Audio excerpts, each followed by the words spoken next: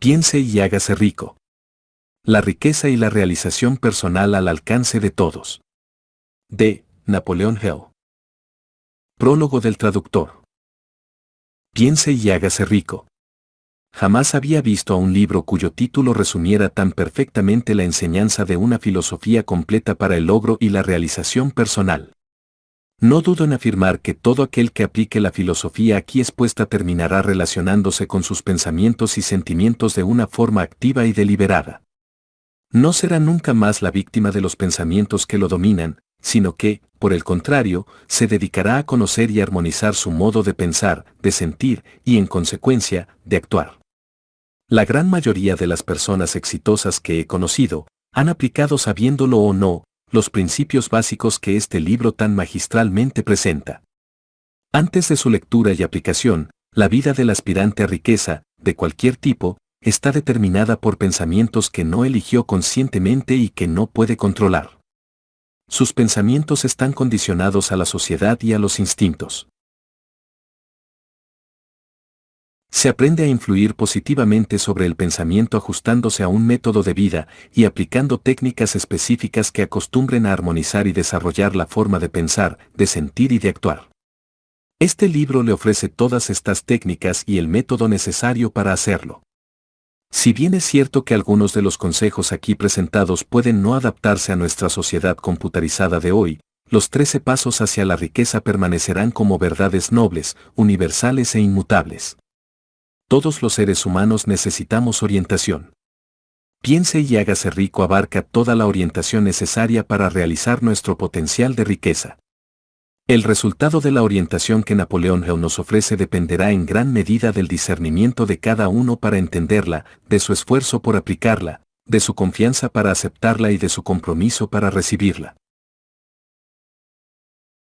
El traductor sugiere entonces al lector que considere este libro como un texto de estudio, no un simple libro de lectura. Conozco individuos que han dedicado la mayor parte de su vida al estudio de esta obra, y como resultado han sido premiados con una vida plena, rica y llena de las satisfacciones que se derivan de un continuo crecimiento. Deseamos que la sabiduría expuesta en este libro les sirva al estudiante sincero para alcanzar una relación armónica con sus propios pensamientos, y como resultado consiga cualquier tipo de riqueza que busque. Aldo La Gruta. El traductor. Palabras del autor.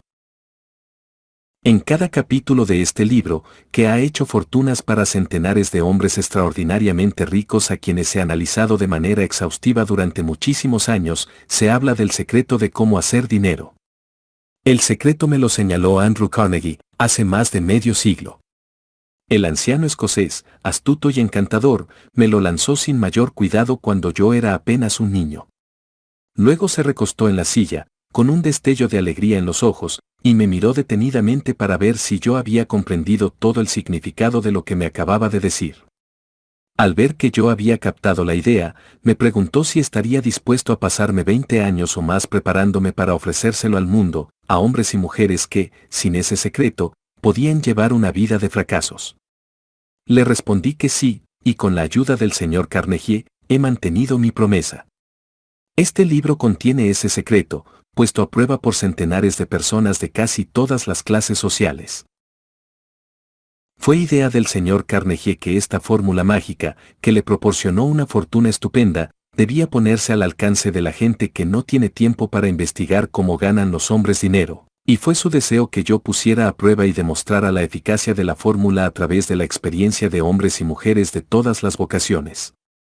Él opinaba que la fórmula debía enseñarse en todas las escuelas y universidades públicas y expresaba la opinión de que, si fuese enseñada de forma adecuada, revolucionaría el sistema educativo hasta tal punto que el tiempo que pasamos en la escuela se vería reducido a menos de la mitad. En el capítulo sobre la fe, usted leerá la sorprendente historia de la organización de la gigantesca United States Steel Corporation, tal como fue concebida y llevada a cabo por uno de los jóvenes por medio de los que el señor Carnegie demostró que su fórmula funcionaría con todo el que estuviera preparado para ella. Esta sola aplicación del secreto, ejecutada por Charles M. Schwab, le dio una fortuna inmensa, tanto en dinero como en oportunidades. Más o menos, esa particular aplicación de la fórmula le valió $600 millones. Estos hechos, bien sabidos por la mayoría de las personas que conocieron al señor Carnegie, le dan una buena idea de lo que la lectura de este libro puede reportarle, siempre y cuando usted sepa qué es lo que quiere. El secreto fue revelado a centenares de hombres y mujeres que lo han empleado para su beneficio personal, tal como el señor Carnegie había planeado. Algunos han hecho fortunas con él. Otros lo han aplicado con éxito para crear la armonía en su hogar. Un sacerdote lo empleó con tal eficacia que le reportó unos ingresos de más de $75,000 anuales. Arthur Nash, un sastre de Cincinnati, usó su negocio casi en bancarrota como conejillo de indias para poner a prueba la fórmula. El negocio resurgió y permitió a su dueño hacer una fortuna. Todavía continúa prosperando, aunque el señor Nash ya ha fallecido. El experimento resultó tan sorprendente que los periódicos y las revistas le hicieron publicidad muy elogiosa por valor de más de $1 millón. El secreto fue revelado a Stuart Austin Weir, de Dallas, Texas. Él estaba preparado para recibirlo, hasta el punto de abandonar su profesión y ponerse a estudiar derecho. ¿Tuvo éxito? También relataremos esa historia. Cuando trabajaba como director de publicidad de extensión de la Universidad de La Salle, que entonces era apenas algo más que un nombre, tuve el privilegio de ver cómo J. G. Chaplin, presidente de la universidad, usaba la fórmula con tanta eficacia que hizo de La Salle una de las escuelas de extensión más importantes del país. El secreto al que me refiero es mencionado no menos de un centenar de veces a lo largo de este libro. No se lo nombra directamente, ya que parece funcionar con más éxito cuando se lo descubre y expone a la vista, cuando quienes están preparados pueden captarlo en su búsqueda. Por eso, el señor Carnegie me lo señaló tan tranquilamente, sin darme su nombre específico. Si usted está preparado para ponerlo en práctica, reconocerá este secreto al menos una vez en cada capítulo. Me gustaría tener el privilegio de decirle cómo sabrá si está preparado, pero eso le privaría de muchos de los beneficios que recibirá cuando haga el descubrimiento por sus propios medios.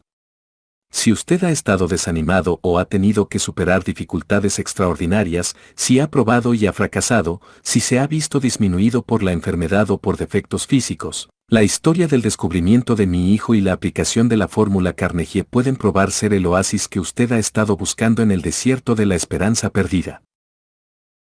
Este secreto fue utilizado por el presidente Woodrow Wilson durante la Primera Guerra Mundial. Fue revelado a cada soldado que luchó en el frente, cuidadosamente disimulado en el entrenamiento que recibieron antes de ir a luchar. El presidente Wilson me dijo que ese fue un factor importante en la obtención de los fondos necesarios para la guerra. Una característica peculiar de este secreto es que quienes lo adquieren y lo emplean se ven literalmente arrastrados hacia el éxito. Si usted lo duda, lea los nombres de quienes lo han puesto en práctica, donde sea que se mencionen, constate usted mismo sus logros y convénzase. Nunca obtendrá nada a cambio de nada. El secreto al que me refiero no se puede obtener sin pagar un precio, aunque éste sea muy inferior a su valor. No pueden alcanzarlo a ningún precio aquellos que no lo estén buscando intencionadamente. Es imposible conocerlo a la ligera, y no se puede comprar con dinero, porque viene en dos partes. Una de ellas está ya en posesión de quienes se encuentran preparados para él. El secreto sirve por igual a todos aquellos que estén preparados para recibirlo. La educación no tiene nada que ver con él. Mucho antes de que yo naciera, el secreto alcanzó a ser propiedad de Thomas Alva Edison, el cual lo utilizó de manera tan inteligente que llegó a ser el inventor más importante del mundo, aunque apenas asistió a la escuela por solo 3 meses. El secreto fue transmitido a Edwin C. Burns, un socio de Edison, que lo utilizó con tanta eficacia, que, aunque solo ganaba unos $12,000 anuales, acumuló una gran fortuna y se retiró del mundo de los negocios cuando todavía era muy joven. Se encontrará esta historia al comienzo del primer capítulo. Usted se convencerá de que la riqueza no está más allá de su alcance, que todavía puede llegar a ser lo que anhela, que el dinero, la fama, el reconocimiento y la felicidad pertenecen a todo aquel que esté preparado y decidido a tener esos beneficios. ¿Cómo sé todas estas cosas? Usted deberá saberlo antes de que haya terminado este libro. Quizá lo descubra en el primer capítulo o en la última página. Mientras llevaba a cabo una tarea de 20 años de investigación, con la que me había comprometido a instancias del señor Carnegie, analicé a centenares de hombres famosos, y muchos de ellos admitieron que habían acumulado su vasta fortuna mediante la ayuda del secreto de Carnegie. Entre aquellos hombres se encontraban Henry Ford, William Wrigley Jr., John Wanamaker, James J. Hill, George S. Parker, E. M. Statler, Henry L. Doherty, Cyrus H. K. Curtis, George Eastman, Charles M. Schwab, Theodore Roosevelt, John W. Tedes, Albert O. Parr, Wilbur Wright, William Jennings Bryan, Dr. David Starr Jordan, J. Oppenheimer Moore, Arthur Brisbane, Harris F. Williams, Dr. Frank Gonzalez,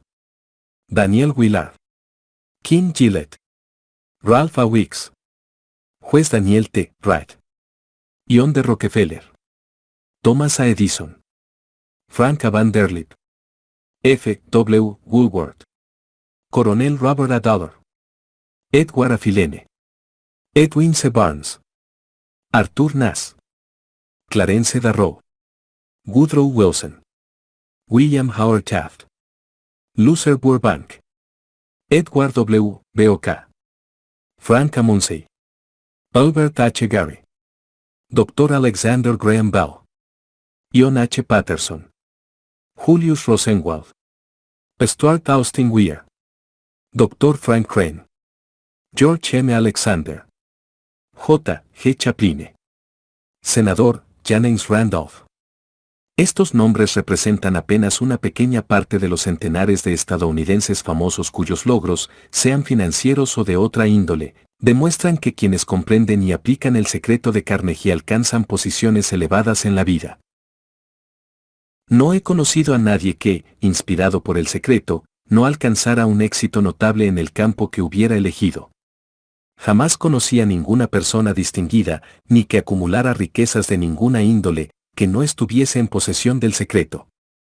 A partir de estos dos hechos he llegado a la conclusión de que el secreto es más importante, como parte del conocimiento esencial para la autodeterminación, que cualquier otro concepto que uno reciba a través de lo que se conoce como educación.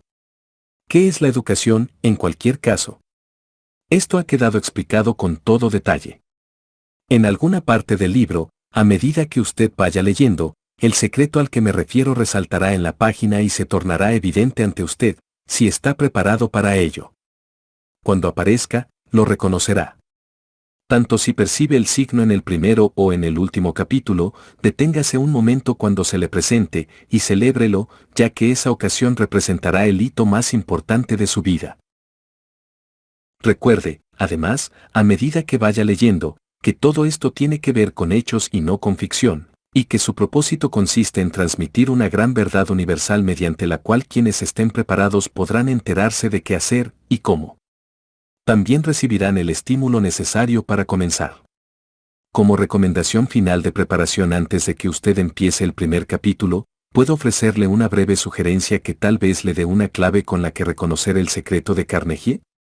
Es esta: todo logro, toda riqueza ganada comienza con una idea. Si usted está preparado para el secreto, ya posee la mitad, por lo tanto, reconocerá la otra mitad con facilidad en el momento en que alcance sus pensamientos. Napoleon Hill.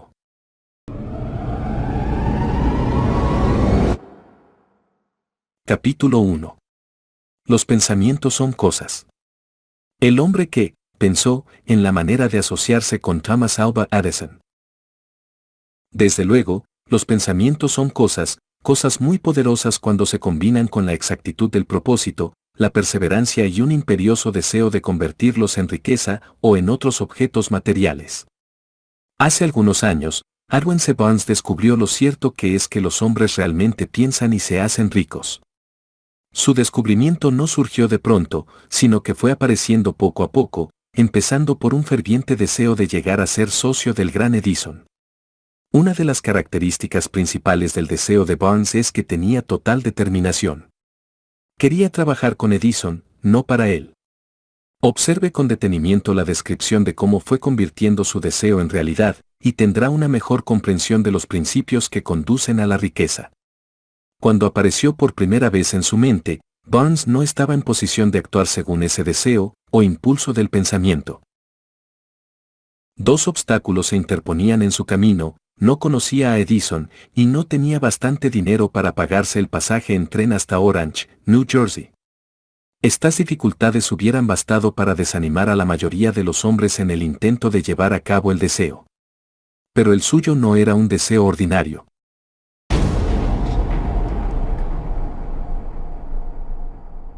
El inventor y el vagabundo. Barnes se presentó en el laboratorio de Edison y anunció que había ido a hacer negocios con el inventor. Hablando de su primer encuentro con Barnes, Edison comentaba años más tarde: estaba de pie ante mí, con la apariencia de un vagabundo, pero había algo en su expresión que transmitía el efecto de que estaba decidido a conseguir lo que se había propuesto. Yo había aprendido, tras años de experiencia, que cuando un hombre desea algo tan imperiosamente que está dispuesto a apostar todo su futuro en una sola carta para conseguirlo, tiene asegurado el triunfo. Le di la oportunidad que me pedía, porque vi que él estaba decidido a no ceder hasta obtener el éxito. Los hechos posteriores demostraron que no hubo error. No podía haber sido el aspecto del joven lo que le proporcionara su comienzo en la oficina de Edison, ya que ello estaba definitivamente en su contra. Lo importante era lo que él pensaba. Barnes no consiguió su asociación con Edison en su primera entrevista. Obtuvo la oportunidad de trabajar en el despacho de Edison por un salario insignificante. Transcurrieron los meses. En apariencia, nada había sucedido que se aproximase al codiciado objetivo que Barnes tenía en mente como su propósito inicial y decidido. Pero algo importante estaba sucediendo en los pensamientos de Barnes. Intensificaba constantemente su deseo de convertirse en socio de Edison. Los psicólogos han afirmado, con todo acierto, que, cuando uno está realmente preparado para algo, aparece. Barnes se hallaba listo para asociarse con Edison. Además, estaba decidido a seguir así hasta conseguir lo que buscaba. ¿No se decía a sí mismo: oh bueno, ¿para qué insistir? Supongo que acabaré por cambiar de idea y probaré un trabajo de vendedor.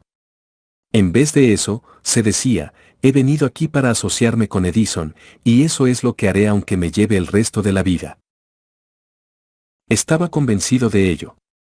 ¿Qué historia tan diferente contarían los hombres si adoptaran un propósito definido y mantuvieran ese propósito hasta que el tiempo lo convirtiese en una obsesión obstinada? Quizás el joven Barnes no lo supiera en aquel entonces, pero su determinación inconmovible, su perseverancia en mantenerse firme en su único deseo, estaba destinada a acabar con todos los obstáculos y a darle la oportunidad que buscaba.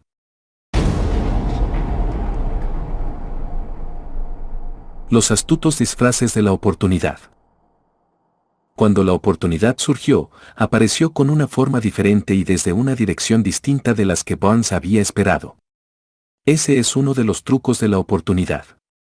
Tiene el curioso hábito de aparecer por la puerta de atrás, y a menudo viene disimulada con la forma del infortunio o de la frustración temporal. Tal vez por eso hay tanta gente que no consigue reconocerla. Edison acababa de perfeccionar un nuevo invento, conocido en aquella época como la máquina de dictar de Edison. Sus vendedores no mostraron entusiasmo por ese aparato. No confiaban en que se pudiera vender sin grandes esfuerzos. Barnes vio su oportunidad, que se había colado discretamente, oculta en una máquina estrambótica que no interesaba más que a Barnes y al inventor. Barnes supo que podría vender la máquina de dictar de Edison. Se lo sugirió a este, y, de inmediato, obtuvo su oportunidad. Vendió la máquina. En realidad, lo hizo con tanto éxito que Edison le dio un contrato para distribuirla y venderla por toda la nación. A partir de aquella asociación, Barnes se hizo rico, pero también consiguió algo mucho más importante: demostró que uno, realmente, puede pensar y hacerse rico. No tengo forma de saber cuánto dinero en efectivo reportó a Barnes su deseo. Tal vez fueran 2 o 3 millones de dólares, pero la cantidad, cualquiera que sea, se torna insignificante cuando se la compara con la posesión que adquirió en forma de conocimiento definido de que un impulso intangible se puede transmutar en ganancias materiales mediante la aplicación de principios conocidos. Barnes literalmente se pensó a sí mismo en sociedad con el gran Edison. Se pensó dueño de una fortuna. No tenía nada con que empezar, excepto la capacidad de saber lo que deseaba y la determinación de mantenerse fiel a ese deseo hasta haberlo realizado.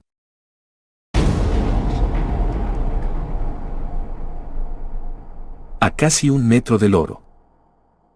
Una de las causas más comunes del fracaso es el hábito de abandonar cuando uno se ve presa de una frustración temporal. Todos somos culpables de este error en un momento u otro. Un tío de R. U. Darby fue presa de la fiebre del oro en los días en que era una fiebre endémica y se fue al oeste a cavar para hacerse rico. Nunca había escuchado que se ha extraído más oro de los pensamientos de los hombres que el que se ha sacado de la tierra. Obtuvo una licencia y se fue a trabajar con el pico y la pala. Después de varios meses de trabajo fue recompensado con el descubrimiento del brillante mineral. Necesitaba maquinaria para extraer el mineral a la superficie. Con discreción, cubrió la mina, volvió sobre sus pasos a su hogar en Williamsburg, Maryland, y les habló a sus parientes y a algunos vecinos del hallazgo. Todos reunieron el dinero necesario para la maquinaria y la enviaron a la mina. Darby y su tío volvieron a trabajar en ella. Extrajeron el primer carro de mineral y lo enviaron a un fundidor. Las utilidades demostraron que poseían una de las minas más ricas de Colorado. Con unos pocos carros más de mineral saldarían todas las deudas. Entonces empezarían a ganar dinero en grande. Hacia abajo iban los taladros. Hacia arriba iban las esperanzas de Darby y de su tío. Entonces sucedió algo. El filón de mineral brillante desapareció. Habían llegado al final del arco iris, y la olla de oro no estaba allí. Perforaron en un desesperado intento para volver a encontrar la veta, pero fue en vano. Finalmente, decidieron abandonar. Vendieron la maquinaria a un chatarrero por unos pocos centenares de dólares, y tomaron el tren de vuelta a casa.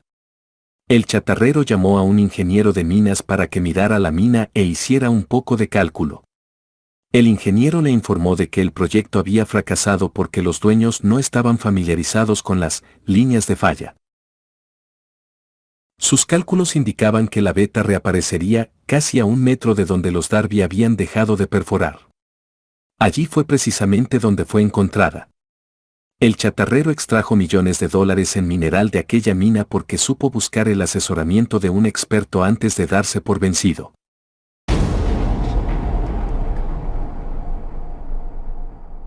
Nunca me detendré porque los hombres digan no. Mucho tiempo después, el señor Darby se recuperó sobradamente de su pérdida, cuando descubrió que el deseo se puede transmutar en oro. Eso le ocurrió después de que ingresara en el negocio de la venta de seguros de vida. Recordando que había perdido una inmensa fortuna por haber dejado de perforar a casi un metro del oro, Darby aprovechó esa experiencia en el trabajo que había elegido, con el sencillo método de decirse a sí mismo: me detuve a casi un metro del oro, pero nunca me detendré porque me digan no cuando les pida que compren un seguro. Darby se convirtió en uno de los pocos hombres que venden $1 millón anuales en seguros. Su tenacidad se la debía a la lección que había aprendido del rendirse en el negocio de la mina de oro. Antes de que el éxito aparezca en la vida de cualquier hombre, es seguro que éste se encontrará con muchas frustraciones temporales y tal vez con algún fracaso. Cuando la frustración se adueña del hombre, lo más fácil y más lógico que puede hacer es abandonar. Eso es lo que la mayoría de los hombres hace. Más de 500 de los hombres más prósperos en los Estados Unidos le han dicho al autor que sus mayores éxitos surgieron un paso más allá del punto en que la frustración se había apoderado de ellos. El fracaso es un embustero con un agudo sentido de la ironía y la astucia. Se deleita en hacernos tropezar cuando el éxito está casi a nuestro alcance.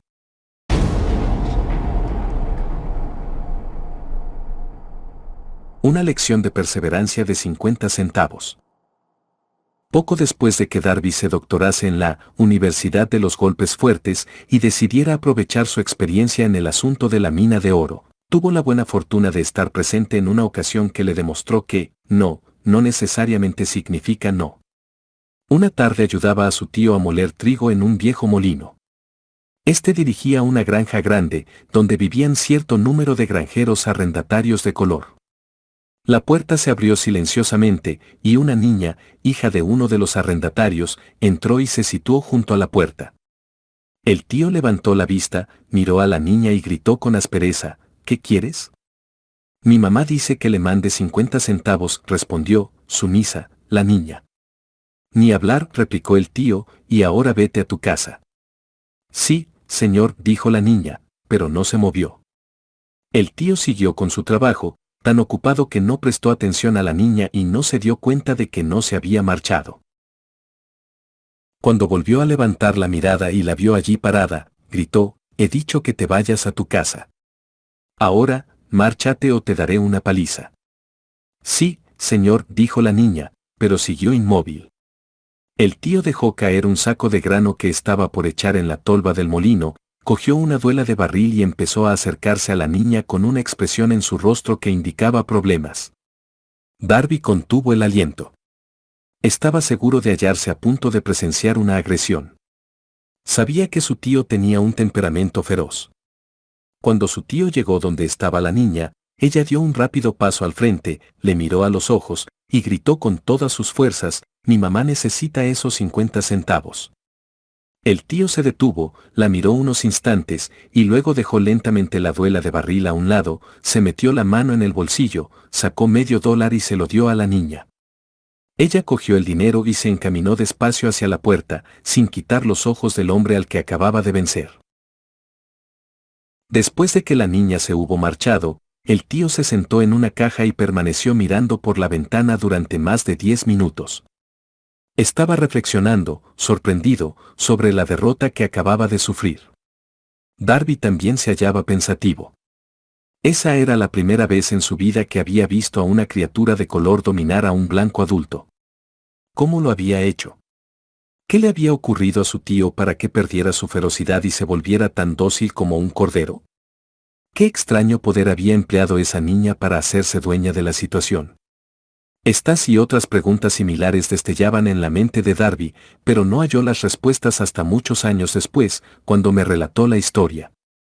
Curiosamente, el relato de esa inusual experiencia la escuché en el viejo molino, el mismo sitio donde su tío recibió esa lección.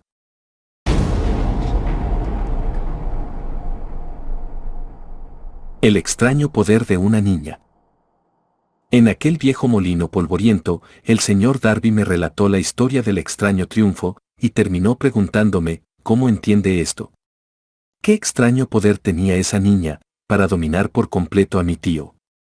La respuesta a esa pregunta la encontrará en los principios que se describen en este libro. La respuesta es categórica y completa. Contiene detalles e instrucciones suficientes para que cualquiera comprenda y aplique la misma fuerza con la que ella se encontró de forma accidental. Manténgase alerta y observará el extraño poder que acudió en ayuda de la niña. Tendrá un atisbo de ese poder en el próximo capítulo. En alguna parte del libro encontrará una idea que aguzará sus poderes receptivos y pondrá a su alcance, para su propio beneficio, ese mismo poder irresistible. La comprensión de él puede aparecer ante usted en el primer capítulo, o tal vez surja en su conciencia más adelante. Puede presentarse en forma de una sola idea. O quizá la encuentre en la naturaleza de un plan, o en un propósito. Una vez más, puede hacerle volver sobre sus pasadas experiencias de frustración o de fracaso, para aportar alguna lección mediante la cual usted recupere todo lo que había perdido en su fracaso. Después de haberle explicado al señor Darby el poder que la niña de color había empleado quizás sin saberlo, él repasó enseguida sus 30 años de experiencia en la venta de seguros de vida, y estuvo francamente de acuerdo en que su éxito en ese campo se debía, en gran parte, a la lección que había aprendido de la pequeña. El señor Darby señaló, cada vez que un posible comprador trataba de deshacerse de mí, sin comprar el seguro, yo visualizaba a la niña, parada en el viejo molino, con sus ojazos desafiantes, y me decía a mí mismo, tengo que conseguir esta venta. La mejor parte de las ventas que he hecho han sido a gente que me había dicho, no. El señor Darby también recordó su error al haberse detenido a 1 metro escaso del oro. Pero me dijo, esa experiencia fue una bendición encubierta. Me enseñó a seguir insistiendo sin que importasen las dificultades, y fue una lección que necesité aprender antes de poder tener éxito en cualquier campo. Esta historia del señor Darby y de su tío, de la niña y de la mina de oro, sin duda la leerán centenares de hombres que se ganan la vida vendiendo seguros de vida, y el autor desea ofrecer a todos ellos la sugerencia de que Darby le debe a esas dos experiencias su capacidad para vender más de $1 millón anuales en seguros de vida. Las experiencias del señor Darby fueron bastante comunes y triviales, y, sin embargo, contienen la respuesta de su destino en la vida, por lo tanto fueron tan importantes, para él, como su propia vida. Sacó provecho de ellas porque las analizó y supo ver lo que le enseñaban. Pero ¿qué hay del hombre que no tiene el tiempo ni la inclinación para estudiar el fracaso en busca del conocimiento que pueda conducirlo al éxito? ¿Dónde y cómo va a aprender el arte de convertir los fallos en escalones hacia la oportunidad? Para responder a esas preguntas se ha escrito este libro.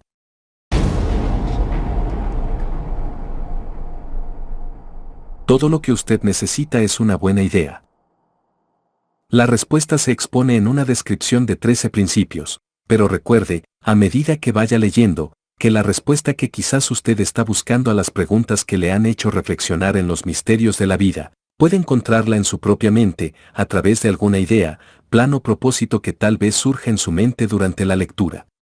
Una buena idea es todo lo que se necesita para alcanzar el éxito. Los principios descritos en este libro contienen medios y maneras de crear ideas útiles. Antes de seguir adelante con nuestro enfoque para describir esos principios, creemos que merece la pena recibir esta importante sugerencia. Cuando las riquezas empiezan a aparecer, lo hacen con tanta rapidez y en tal abundancia, que uno se pregunta dónde habían estado escondidas durante todos esos años de necesidad. Esta es una afirmación sorprendente, y tanto más si tenemos en cuenta la creencia popular de que la riqueza premia solo a quienes trabajan duro durante mucho tiempo. Cuando usted comience a pensar y a hacerse rico, observará que la riqueza empieza a partir de un estado mental, con un propósito definido, con poco trabajo duro o sin ninguno. Usted, y cualquier otra persona, pueden estar interesados en saber cómo adquirir ese estado mental que atraerá la riqueza. He pasado 25 años investigando porque también yo quería saber cómo los ricos llegan a ser ricos. Observe con mucha atención, tan pronto como domine los principios de esta manera de pensar y empiece a seguir las instrucciones para aplicar esos principios, que su nivel económico empezará a crecer, y que todo lo que usted toque comenzará a transmutarse en haberes de su propio beneficio. ¿Imposible? De ninguna manera. Una de las mayores debilidades de la especie humana es la típica familiaridad del hombre con la palabra imposible. Él conoce todas las reglas que no darán resultado. Sabe todas las cosas que no se pueden hacer. Este libro se escribió para quienes buscan las reglas que han hecho de otros, personas de provecho, y están dispuestos a jugárselo todo con esas reglas. El éxito llega a todos aquellos que se ocupan de ser exitosos. El fracaso llega a aquellos que con indiferencia se permiten a sí mismos fracasar. El propósito de este libro es ayudar a todo el que quiera aprender el arte de transformar el enfoque de sus mentes, del fracaso al éxito. Otra debilidad que se encuentra en conjunto en demasiadas personas es el hábito de medirlo todo, y a todos, por sus propias impresiones y creencias. Quienes lean esto creerán que jamás podrán pensar y hacerse ricos, porque sus hábitos de pensamiento se han empantanado en la pobreza, el deseo, la miseria, los errores y el fracaso. Estas personas desafortunadas me recuerdan a un chino distinguido, que fue a Estados Unidos a recibir una educación americana. Acudía a la Universidad de Chicago. Un día, el presidente Harper se encontró con ese joven oriental en el campus, se detuvo a charlar con él unos minutos, y le preguntó qué le había impresionado como la característica más notable del pueblo estadounidense. Bueno, replicó el estudiante, la extraña forma de sus ojos. Tienen unos ojos rarísimos. ¿Qué decimos nosotros de los chinos? Nos negamos a creer lo que no entendemos. Pensamos tontamente que nuestras propias limitaciones son el patrón adecuado de las limitaciones. Por supuesto, los ojos de los demás son rarísimos, porque no son iguales a los nuestros.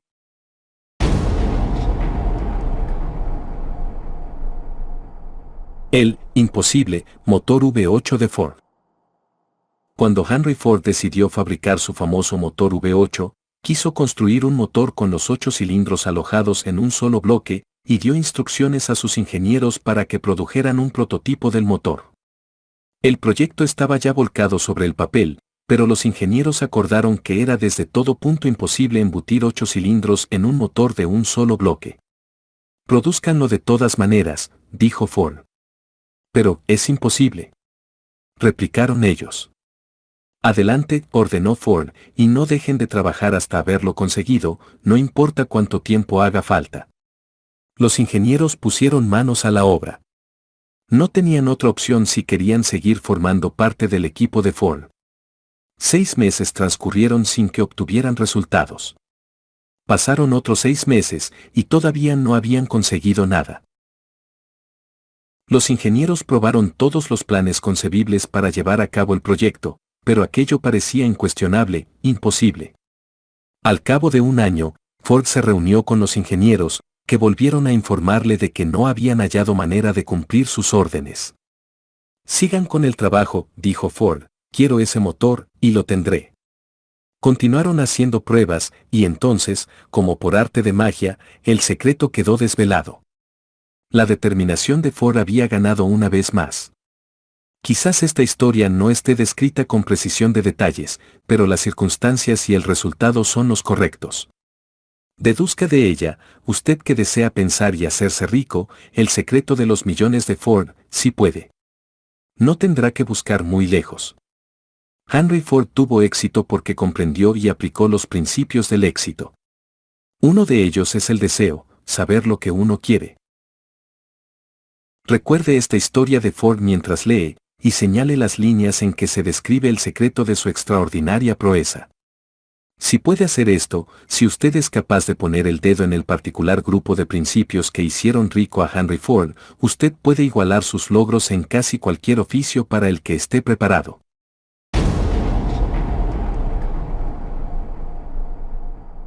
¿Por qué es usted el dueño de su destino? Cuando Henley escribió sus proféticas palabras, soy el dueño de mi destino, soy el capitán de mi alma, debería habernos informado de que nosotros somos los dueños de nuestro destino, los capitanes de nuestra alma, porque tenemos el poder de controlar nuestros pensamientos. Debería habernos dicho que nuestro cerebro se magnetiza con los pensamientos dominantes que llevamos en la mente, y que, por mecanismos que nadie conoce bien, estos imanes atraen hacia nosotros las fuerzas, las personas, las circunstancias de la vida que armonizan con la naturaleza de nuestros pensamientos dominantes. Debería habernos dicho que, antes de poder acumular riquezas en abundancia, tenemos que magnetizar nuestra mente con un intenso deseo de riqueza, que hemos de tomar conciencia de la riqueza hasta que el deseo por el dinero nos conduzca a hacer planes definidos para adquirirlo. Pero, al ser un poeta, y no un filósofo, Henley se contentó con afirmar una gran verdad de manera poética, dejando que sus lectores interpretaran el significado filosófico de sus líneas. Poco a poco, la verdad ha ido desvelándose, hasta que ahora parece cierto que los principios descritos en este libro contienen el secreto del dominio sobre nuestro destino económico.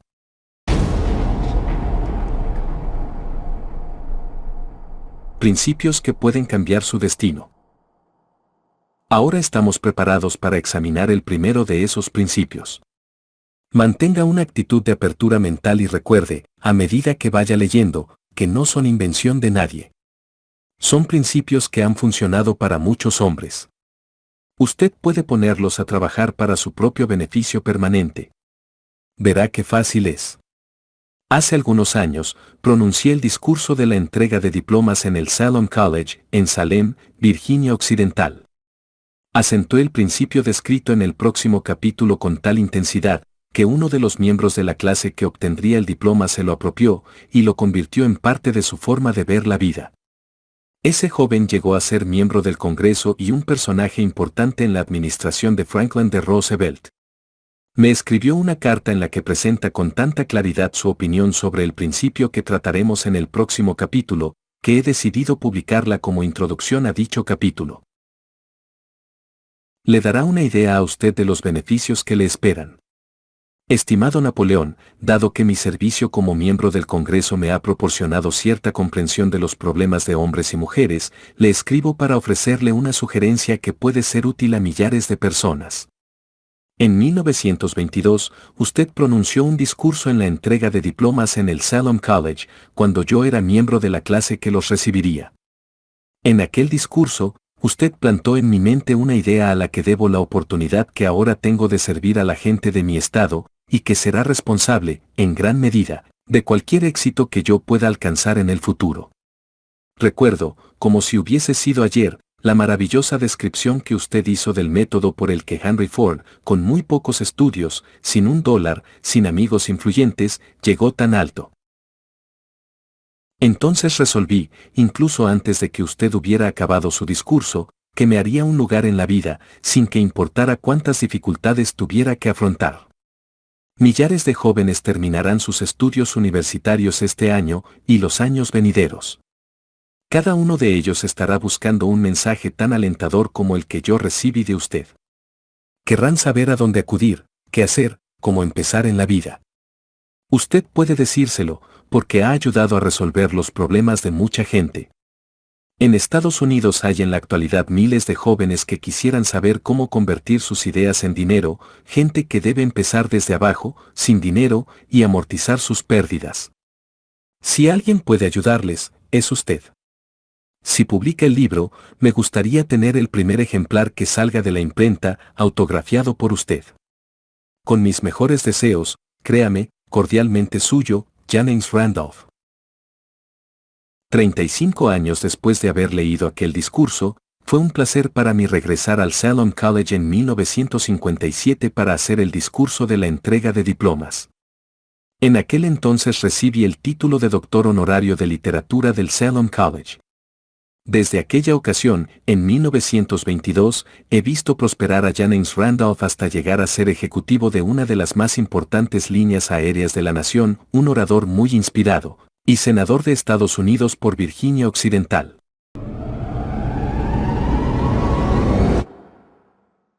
Todo aquello que la mente humana pueda concebir y creer, se puede alcanzar. Capítulo 2. El deseo. El punto inicial de todo logro. El primer paso hacia la riqueza. Cuando Edwin C. Barnes se bajó del tren de carga en Orange, New Jersey, hace más de 50 años, quizás pareciese un vagabundo, pero sus ideas eran las de un rey. Mientras se dirigía desde los rieles del ferrocarril hacia la oficina de Thomas A. Edison, su cerebro trabajaba sin parar. Se veía a sí mismo de pie en presencia de Edison. Se oía pidiéndole a Edison la oportunidad de llevar a cabo la única obsesión imperiosa de su vida, el deseo ardiente de llegar a ser socio en los negocios del gran inventor. El deseo de Barnes no era una esperanza. No era un deseo insignificante. Era un deseo vehemente, palpitante, que lo trascendía todo. Era una firme determinación. Algunos años después, Edwin C. Barnes volvió a pararse frente a Edison, en la misma oficina en que se había encontrado por primera vez con el inventor. En esta ocasión, el deseo se había convertido en realidad. Era socio de Edison. El sueño dominante de su vida se había hecho realidad. Barnes tuvo éxito porque eligió un objetivo definitivo, y puso toda su energía, toda su fuerza de voluntad, todos sus esfuerzos, todo, en pos de ese objetivo.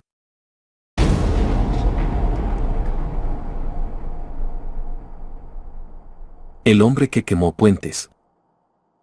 Pasaron 5 años antes de que apareciera la oportunidad que había estado buscando. Para todos, excepto para él, solo parecía una parte más del engranaje de los negocios de Edison, pero en su interior, él fue el socio de Edison cada minuto del tiempo, desde el primer día en que empezó a trabajar allí. Es una ejemplificación notable del poder de un deseo del cual se está seguro. Barnes consiguió su objetivo porque deseaba ser socio de Edison más que ninguna otra cosa. Creó un plan con el que alcanzar su propósito, pero quemó todos los puentes tras de sí. Se mantuvo firme en su deseo hasta que éste se convirtió en la dominante obsesión de su vida y, finalmente, en un hecho. Cuando viajó a Orange, no se dijo a sí mismo, trataré de convencer a Edison de que me dé algún tipo de trabajo, sino, voy a ver a Edison para explicarle que he venido a hacer negocios con él. No se dijo, estaré alerta ante cualquier otra oportunidad, en caso de que no consiga lo que quiero en la organización de Edison, sino, no hay más que una cosa en este mundo que estoy decidido a conseguir, y es asociarme con Edison en sus negocios. Quemaré todos los puentes tras de mí, y apostaré mi futuro a mi capacidad para conseguir lo que quiero. No se planteó en ningún momento retroceder. Tenía que triunfar o morir. Esa es toda la historia del éxito de Barnes.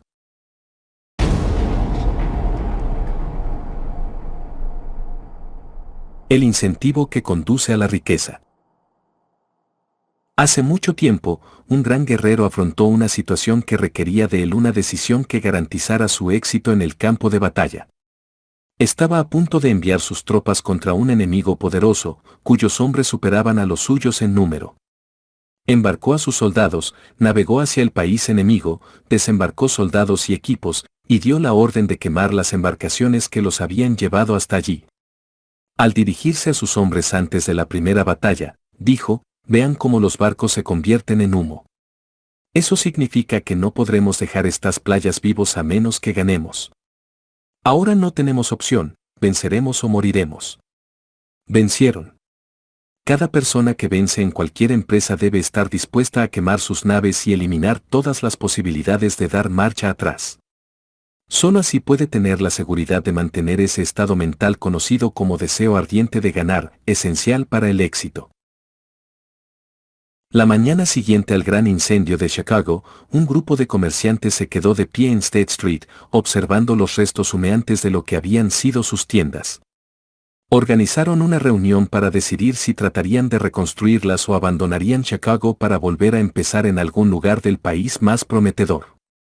Llegaron a una decisión, todos menos uno, abandonar Chicago.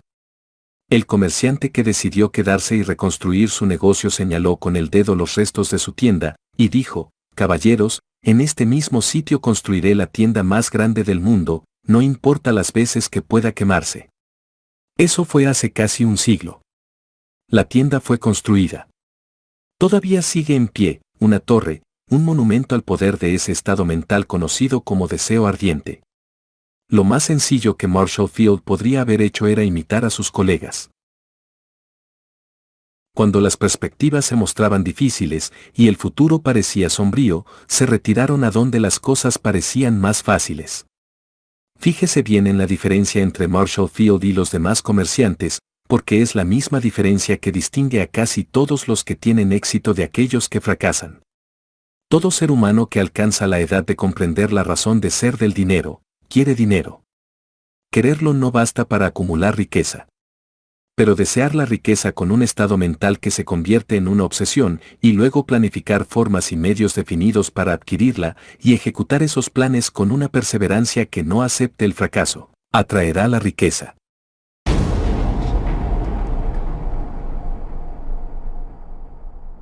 Seis maneras de convertir el deseo en oro. El método por el que el deseo de riqueza se puede transmutar en su equivalente monetario consiste en 6 pasos prácticos y definidos, que son los siguientes. Primero, determine la cantidad exacta de dinero que desea. No basta con decir, quiero mucho dinero. Sea específico en cuanto a la cantidad. Hay una razón psicológica para esta precisión, que describiremos en un capítulo próximo. Segundo, determine con exactitud lo que se propone dar a cambio del dinero que desea. No se recibe algo por nada. Tercero, establezca un plazo determinado en el que se propone poseer el dinero que desea. Cuarto, cree un plan preciso para llevar a cabo su deseo y empiece de inmediato, sin que importe si se haya preparado o no, a poner el plan en acción. El caso es desear el dinero y llegar a estar tan determinado a poseerlo que se convenza de que lo tendrá.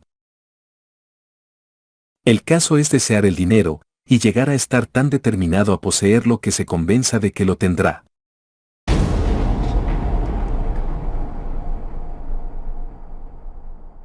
¿Puede imaginarse que es usted millonario? Para el no iniciado, que no se ha educado en los principios fundamentales de la mente humana, quizás estas instrucciones parezcan poco prácticas.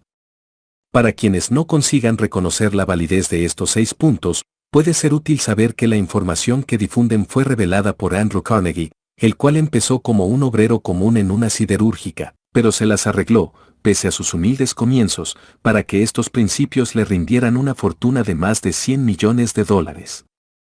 Como ayuda adicional quizá les sirva saber que los 6 puntos recomendados aquí fueron cuidadosamente estudiados por el difunto Thomas A. Edison, que puso su sello de aprobación en ellos por ser esenciales no solo para la acumulación de dinero, sino para la consecución de cualquier objetivo.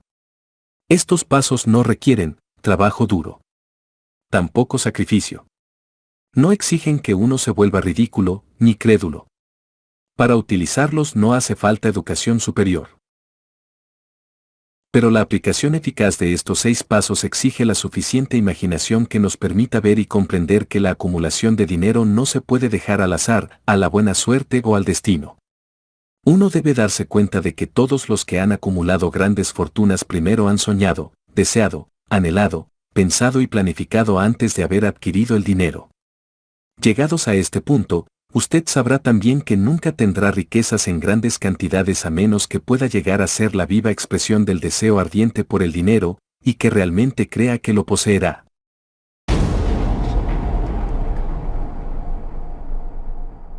El poder de los grandes sueños.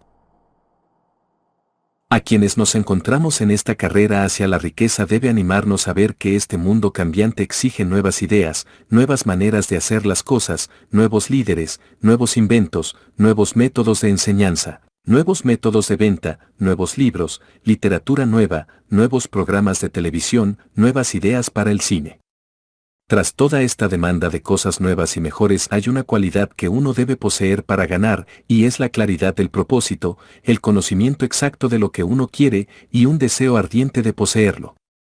Los que deseamos acumular riqueza debemos recordar que los verdaderos líderes del mundo han sido siempre hombres que han sabido dominar, para su uso práctico, las fuerzas invisibles e intangibles de la oportunidad que está por surgir, y han convertido esas fuerzas, o impulsos de pensamiento, en rascacielos, fábricas, aviones, automóviles, y toda forma de recurso que hace la vida más placentera. Al planear la adquisición de su porción de riqueza, no se deje influir por quienes menosprecien sus sueños. Para lograr grandes ganancias en este mundo cambiante, uno debe captar el espíritu de los grandes pioneros del pasado, cuyos sueños le han dado a la civilización todo lo que tiene de valioso, el espíritu que infunde energía en nuestro propio país, en las oportunidades de usted y en las mías, para alimentar y vender nuestro talento. Si lo que usted quiere hacer está bien, y usted cree en ello, adelante, hágalo. Lleve a cabo sus sueños, y no haga caso de lo que, los demás, puedan decir si usted se topa en algún momento con dificultades, ya que tal vez, los demás, no sepan que cada fracaso lleva consigo la semilla de un éxito equivalente.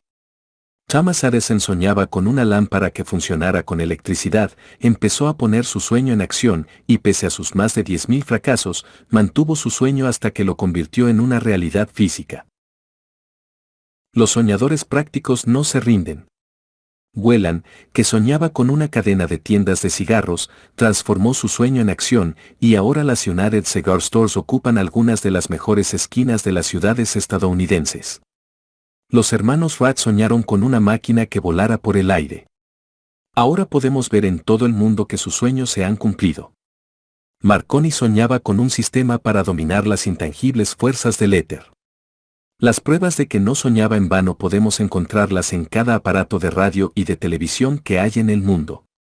Quizá le interese saber que los amigos de Marconi lo pusieron bajo custodia, y fue examinado en un hospital para psicópatas cuando anunció que había descubierto un principio mediante el cual podría enviar mensajes a través del aire, sin la ayuda de cables ni ningún otro medio físico de comunicación. A los soñadores de hoy en día les va mejor. El mundo está lleno de una abundancia de oportunidades que los soñadores del pasado jamás conocieron.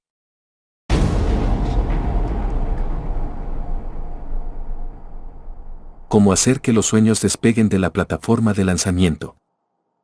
Un deseo ardiente de ser y de hacer es el punto inicial desde el que el soñador debe lanzarse. Los sueños no nacen de la indiferencia, pereza o falta de ambición. Recuerde que todos los que consiguen triunfar tienen un mal comienzo y pasan por muchas dificultades antes de llegar. El cambio en la vida de la gente de éxito suele surgir en el momento de alguna crisis, a través de la cual les es presentado su otro yo. John Wynan escribió Pilgrim's Progress, que se cuenta entre lo mejor de la literatura inglesa, después de haber estado confinado en prisión y haber sido duramente castigado a causa de sus ideas sobre la religión. Henry descubrió el genio que dormía en su interior después de haber conocido graves infortunios y estar encarcelado en Columbus, Ohio. Forzado a través de la desgracia a conocer a su otro yo y a usar su imaginación, descubrió que era un gran autor en vez de un miserable criminal y marginado social. Charles Dickens empezó pegando etiquetas en latas de betún. La tragedia de su primer amor penetró las profundidades de su alma para convertirlo en uno de los más grandiosos autores del mundo. Esa tragedia produjo primero David Copperfield y luego una sucesión de obras que hacen un mundo mejor y más rico a todo el que lee sus libros. Helen Keller se quedó sorda, muda y ciega después de nacer. Pese a su terrible desgracia, ha escrito su nombre con letras indelebles en las páginas de la historia de los grandes. Toda su vida ha sido la demostración de que nadie está derrotado mientras no acepte la derrota como una realidad. Robert Burns era un campesino analfabeto. Sufrió la maldición de la pobreza y creció para ser un borracho. El mundo fue mejor gracias a su vida, porque vistió de prendas hermosas sus pensamientos poéticos y, por tanto, arrancó un espino para plantar un rosal en su lugar. Beethoven era sordo, y Milton ciego, pero sus nombres perdurarán en el tiempo, porque soñaron y tradujeron sus sueños en ideas organizadas. Hay una diferencia entre suspirar por algo y hallarse preparado para recibirlo. Nadie se encuentra listo para nada hasta que no crea que puede adquirirlo. El estado mental debe ser la convicción, y no la mera esperanza o anhelo. La mente abierta es esencial para creer. La mente cerrada no inspira fe, ni coraje, ni convicción. Recuerde, no se requiere más esfuerzo para apuntar alto en la vida, para reclamar abundancia y prosperidad, del que hace falta para aceptar la miseria y la pobreza. Un gran poeta ha expresado acertadamente esta verdad universal en unas pocas líneas: hice un pacto con la vida por un penique, y la vida no me dio más. Sin embargo, le imploré a la noche cuando contaba mis escasos bienes. Porque la vida es un empleador justo, te da lo que le pides, pero cuando has fijado el precio, debes aguantar la tarea. Trabajé por un salario insignificante, solo para descubrir, perplejo, que cualquier paga que hubiera pedido a la vida, ésta me la hubiese pagado de buen grado.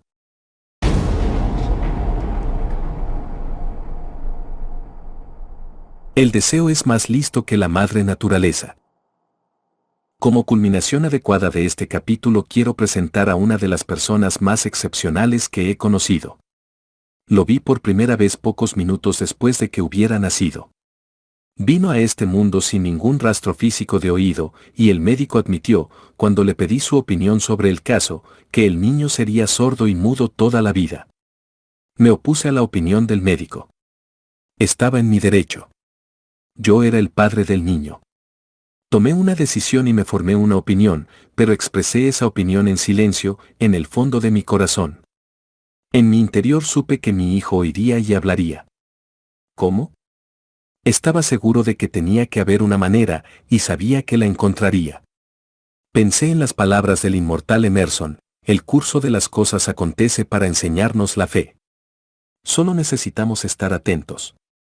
Hay indicadores, claves, para cada uno de nosotros, y si escuchamos con humildad, oiremos la palabra justa. ¿La palabra justa? Deseo. Mucho más que ninguna otra cosa, yo deseaba que mi hijo no fuera sordomudo. De ese deseo no me alejé jamás, ni por un segundo. ¿Qué podía hacer?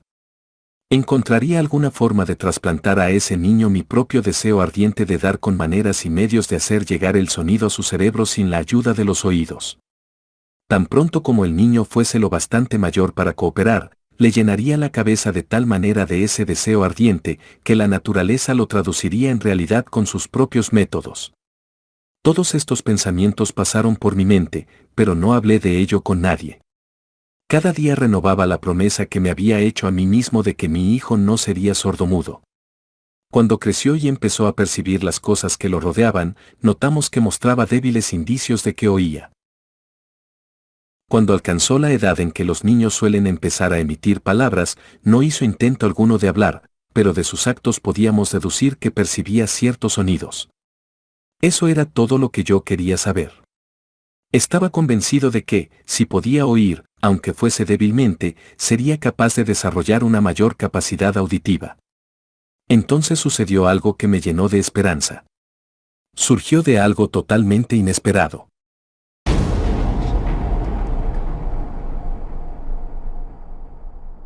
Un accidente que transformó una vida. Compramos un fonógrafo. Cuando el niño oyó la música por primera vez, entró en éxtasis y muy pronto se apropió del aparato. En una ocasión estuvo poniendo un disco una y otra vez, durante casi 2 horas, de pie delante del fonógrafo, mordiendo un borde de la caja. La importancia de esa costumbre que adquirió no se nos hizo patente sino hasta años después, ya que nunca habíamos oído hablar del principio de la conducción ósea del sonido. Poco después de que se apropiase del fonógrafo, descubrí que podía oírme con claridad cuando le hablaba con los labios junto a su hueso mastoideo, en la base del cráneo. Una vez hube descubierto que podía oír perfectamente el sonido de mi voz, empecé de inmediato a transferirle mi deseo de que oyese y hablase. Pronto descubrí que el niño disfrutaba cuando yo le contaba cuentos antes de dormirse, de modo que me puse a trabajar para idear historias que estimularan su confianza en sí mismo, su imaginación, y un agudo deseo de oír y de ser normal. Había un cuento en particular, en el que yo hacía hincapié dándole un renovado matiz dramático cada vez que se lo contaba. Lo había inventado para sembrar en su mente la idea de que su dificultad no era una pesada carga, sino una ventaja de gran valor. Pese al hecho de que todas las maneras de pensar que yo había examinado indicaban que cualquier adversidad contiene la semilla de una ventaja equivalente, debo confesar que no tenía ni la menor idea de cómo se podía convertir esa dificultad en una ventaja.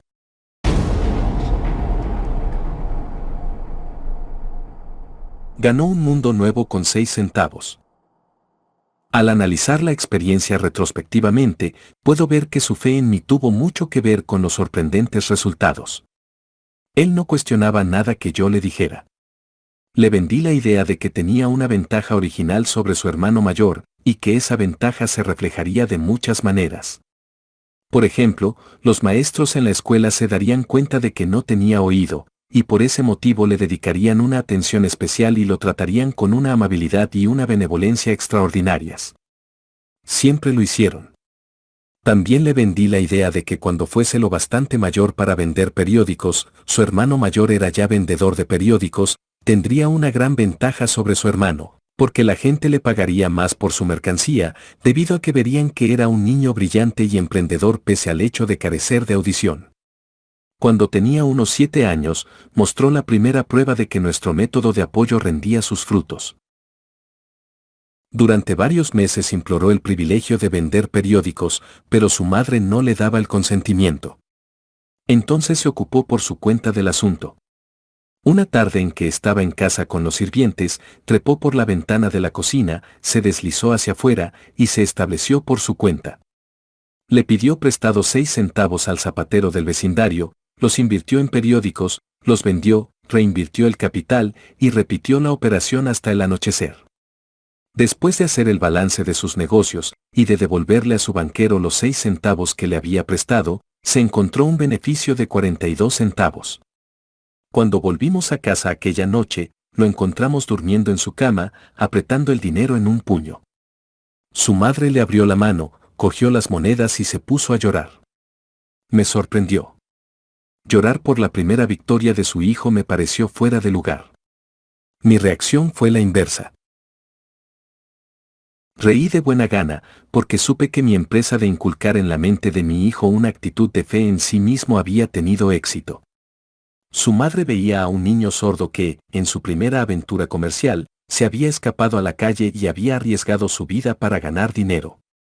Yo veía a un hombrecito de negocios valiente, ambicioso y lleno de confianza en sí mismo, cuyo valor intrínseco se había incrementado en un 100% al haber ido a negociar por su cuenta y haber ganado. La transacción me agradó, porque había dado pruebas de una riqueza de recursos que lo acompañaría toda su vida.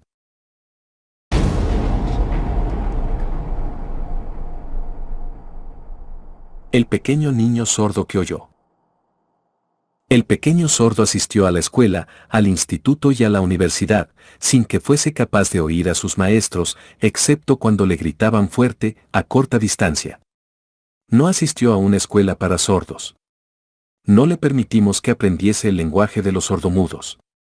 Habíamos decidido que viviese una vida normal, y mantuvimos esa decisión, aunque nos costó muchas discusiones acaloradas con funcionarios escolares. Cuando estaba en el bachillerato, probó un aparato eléctrico para mejorar la audición, pero no le dio resultado. Durante su última semana en la universidad, sucedió algo que marcó el hito más importante de su vida. En lo que pareció una mera casualidad, entró en posesión de otro aparato eléctrico para oír mejor, que le enviaron para probar. Estuvo indeciso en probar el aparato, debido a su desilusión con otro similar. Finalmente lo cogió, se lo puso en la cabeza, le conectó las baterías, y, sorpresa, como por arte de magia, su deseo de toda la vida de oír normalmente se convirtió en realidad. Por primera vez oía tan bien como cualquier persona con audición normal. Rebosante de alegría con el mundo diferente que acababa de percibir a través de ese aparato auditivo, se precipitó al teléfono, llamó a su madre, y oyó su voz a la perfección. Al día siguiente oía con claridad las voces de sus profesores en clase, por primera vez en su vida. Por primera vez en su vida también, mi hijo podía conversar con la gente, sin necesidad de que le hablaran con voz de trueno. Realmente, había entrado en posesión de un mundo distinto. El deseo había comenzado a pagar dividendos, pero la victoria todavía no estaba completa. El muchacho tenía que encontrar todavía una manera definida y práctica de convertir su desventaja en una ventaja equivalente.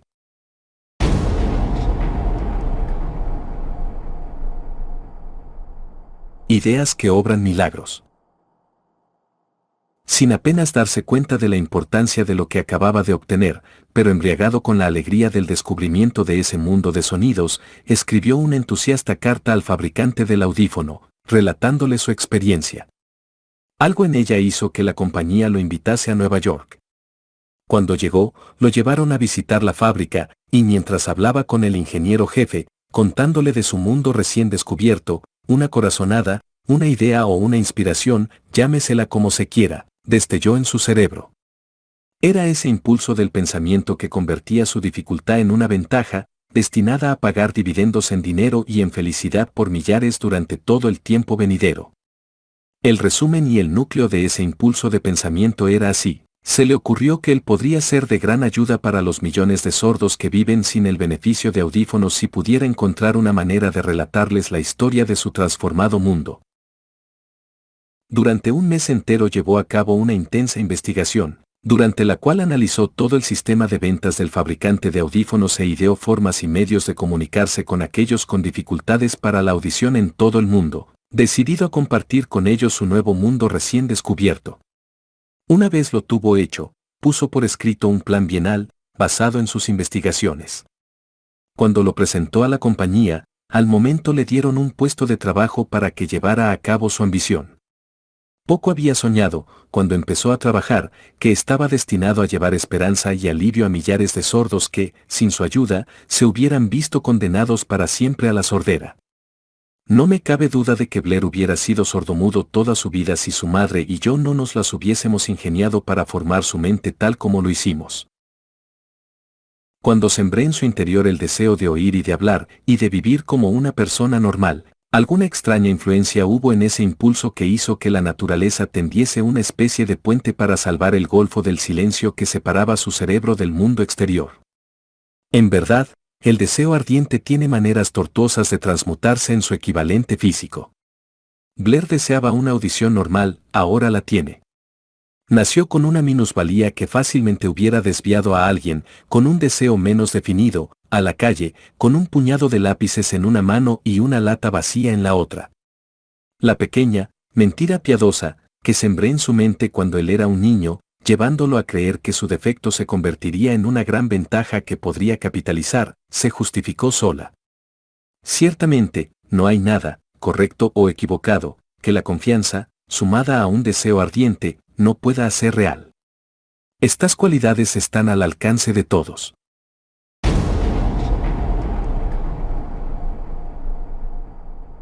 La química mental hace magia.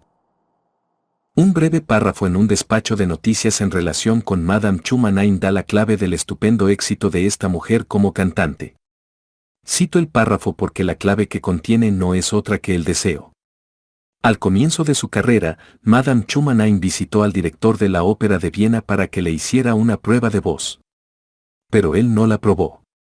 Después de echar un vistazo a la desgarbada y pobremente vestida muchacha, exclamó, nada cordial, con esa cara, y sin ninguna personalidad, ¿cómo espera tener éxito en la ópera? Señorita, olvide esa idea. Cómprese una máquina de coser, y póngase a trabajar. Usted nunca podrá ser cantante. Nunca es demasiado tiempo.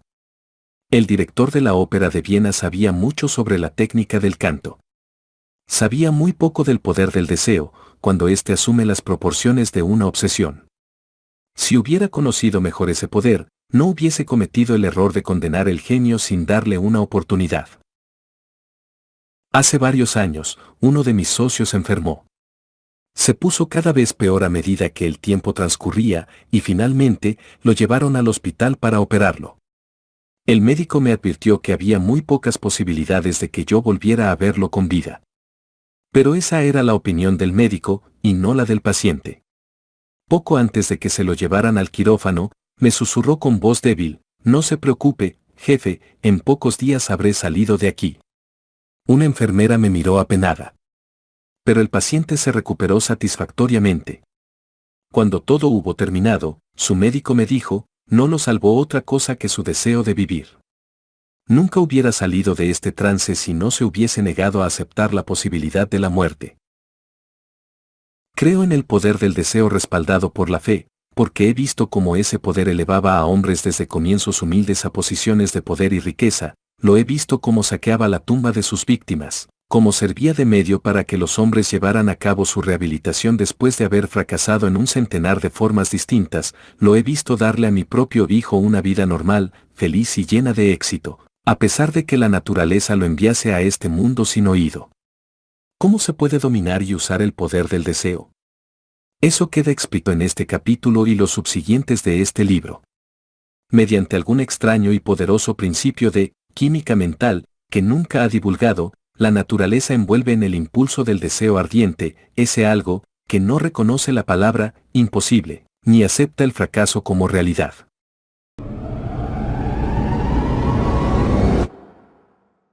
No hay limitaciones para la mente excepto las que aceptamos. Tanto la pobreza y la riqueza son vástagos del pensamiento. Capítulo 3. La FE. Visualización y creencia en la consecución del deseo. El segundo paso hacia la riqueza. La fe es el elemento químico primordial de la mente. Cuando la fe se mezcla con el pensamiento, el subconsciente capta la vibración, la traduce en su equivalente espiritual y la transmite a la inteligencia universal, como en el caso de la plegaria.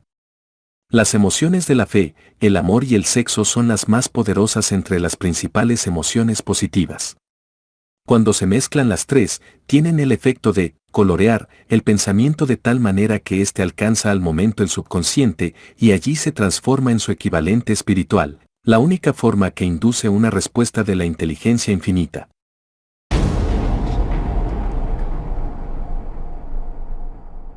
¿Cómo desarrollar la FE? Tenemos un planteamiento que le ayudará a comprender mejor la importancia que el principio de autosugestión asume en la transmutación del deseo en su equivalente físico o monetario. La fe es un estado mental que se puede inducir o crear con la afirmación o con las repetidas instrucciones al subconsciente a través del principio de autosugestión. Como ejemplo, considere el propósito por el que presumiblemente usted está leyendo este libro. El objetivo es, por supuesto, adquirir la capacidad de transmutar el pensamiento intangible del impulso del deseo en su contrapartida física, el dinero. Al llevar a cabo las instrucciones descritas en los capítulos sobre la autosugestión y el subconsciente, resumidas en el capítulo de la autosugestión, usted puede convencer al subconsciente de que cree que recibirá lo que está pidiendo, y ello actuará en esa creencia, que su subconsciente le devolverá en forma de fe, acompañada de planes precisos para procurar eso que usted desea. La fe es un estado mental que usted puede incrementar a voluntad, una vez que haya dominado los 13 principios, porque se trata de un estado mental que crece voluntariamente a través de la aplicación de esos principios. La repetición de la afirmación de órdenes a su subconsciente es el único método conocido del crecimiento voluntario de la emoción de la fe. Quizás el concepto le quede más claro con la siguiente explicación de la forma en que los hombres, a veces, se convierten en criminales. Para decirlo con las palabras de un famoso criminólogo, cuando los hombres entran por primera vez en contacto con el crimen, éste les repugna. Si siguen en contacto con él durante algún tiempo, se acostumbran y lo toleran. Y si permanecen en contacto con el crimen durante el tiempo suficiente, acaban por aceptarlo y se dejan influir por él.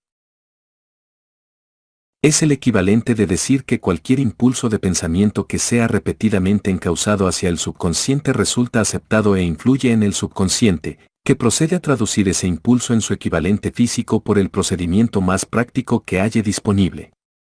En relación con esto, vuelva a considerar la proposición de que todos los pensamientos que han sido emocionalizados, cargados emocionalmente, y mezclados con la fe empiezan inmediatamente a traducirse en su equivalente física o en su contrapartida. Las emociones, o la porción sentimental de los pensamientos, son los factores que dan vitalidad y acción a estos. Mezcladas con cualquier impulso de pensamiento, las emociones de la fe, el amor y el sexo le añaden más energía de la que tendría por sí sola. No solo los impulsos de pensamiento que se hayan mezclado con la fe, sino los que se mezclan con cualquiera de las emociones positivas o de las negativas, pueden alcanzar el subconsciente e influir en él.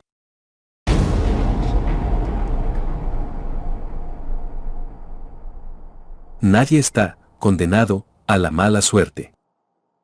A partir de esta afirmación, usted comprenderá que el subconsciente traducirá en su equivalente físico un impulso de pensamiento de naturaleza negativa o destructiva con tanta facilidad como actuaría con pensamientos de naturaleza positiva o constructiva. Esto explica el extraño fenómeno que millones de personas experimentan, denominado infortunio o mala suerte.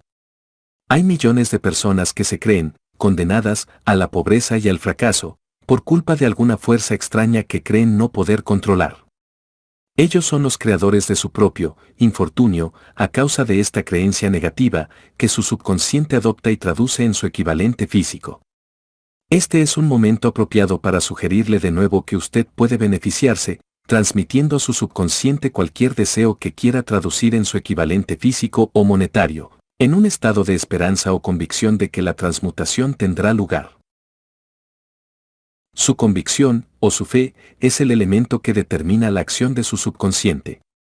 No hay nada que le impida engañar a su subconsciente al darle instrucciones a través de la autosugestión, tal como yo engañé al subconsciente de mi hijo. Para llevar a cabo este engaño de manera más realista, cuando se dirija a su subconsciente, compórtese tal como lo haría si ya estuviera en posesión del objeto material que está pidiendo. Su subconsciente traducirá en su equivalente físico, por el medio más práctico y directo, cualquier orden que se le dé en un estado de convicción o de fe en que la orden se llevará a cabo. Sin duda, se ha dicho bastante para señalar un punto de partida desde el cual uno puede, mediante la experimentación y la práctica, adquirir la capacidad de mezclar la fe con cualquier orden que se le dé al subconsciente. La perfección surgirá a través de la práctica. No puede aparecer por el mero hecho de leer las instrucciones. Es esencial para usted que estimule sus emociones positivas como fuerzas dominantes de su mente y quite importancia y elimine las emociones negativas. Una mente dominada por emociones positivas se convierte en una morada favorable para el estado mental conocido como fe. Una mente así dominada puede, voluntariamente, darle al subconsciente instrucciones que éste aceptará y ejecutará de inmediato.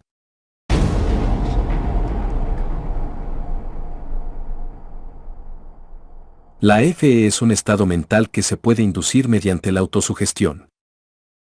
Durante todas las épocas, las religiones han exhortado a la humanidad en conflicto a tener fe en este o aquel dogma o credo, pero no han logrado explicar a las multitudes cómo tener fe. No han afirmado que la fe es un estado mental que se puede inducir mediante la autosugestión.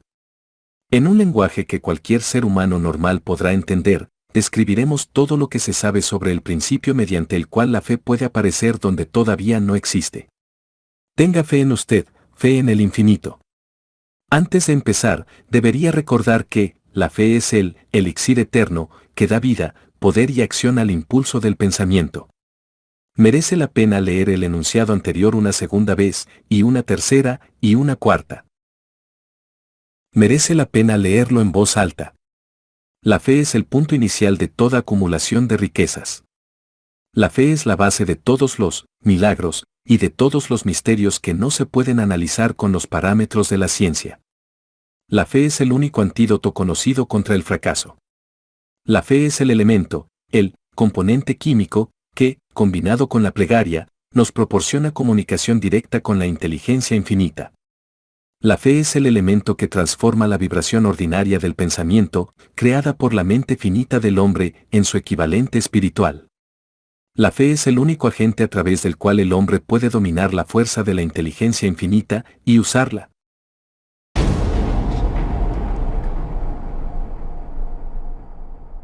La magia de la autosugestión. La prueba es simple y fácil de demostrar. Va ligada al principio de autosugestión. Por lo tanto, centremos la atención en el tema de la autosugestión para descubrir qué es y lo que se puede alcanzar con ella.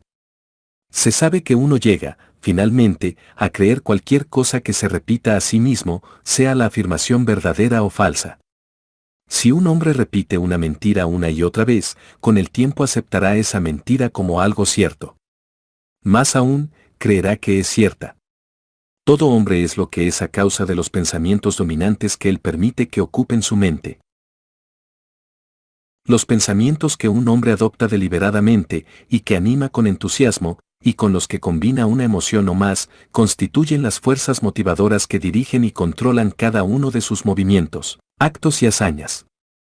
Aquí tenemos el enunciado de una verdad muy importante: los pensamientos combinados con cualquiera de las emociones constituyen una fuerza magnética que atrae otros pensamientos similares o relacionados.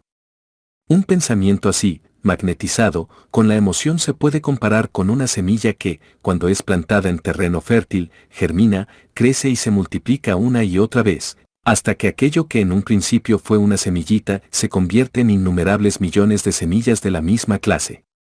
La mente humana está constantemente atrayendo vibraciones que armonicen con aquella que la domina. Cualquier idea, plan, pensamiento o propósito que uno abrigue atrae infinidad de ideas afines, adhiere estas ideas a su propia fuerza, y crece hasta convertirse en el propósito maestro que domina y motiva al individuo en cuya mente se ha alojado.